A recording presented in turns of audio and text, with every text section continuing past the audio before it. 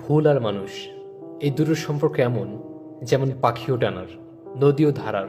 যদি ভুল মানুষের স্বভাবের এত মহত্বপূর্ণ অঙ্গ হয়ে থাকে তো ভাবো এর ওপর এত লজ্জা কেন? এর ওপর লজ্জা করা ঠিকই না।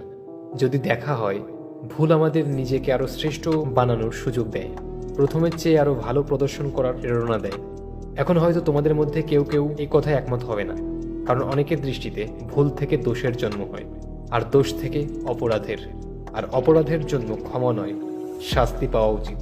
কিন্তু কখনো ভেবে দেখেছো এমনটা কেন হয়? এর কারণ কি? এর কারণ হলো ভুল স্বীকার না করা। যদি তুমি কোনো ভুল করো আর তা স্বীকার না করো তো ওই ভুল দোষে বদলে যাবে, আর ওই দোষ অপরাধে। তো সাহস রাখো নিজের ভুল স্বীকার করার, কারণ ভুল স্বীকার করাটা নিজের ভুল শোধরানোর রাস্তার সব থেকে প্রথম পদক্ষেপ।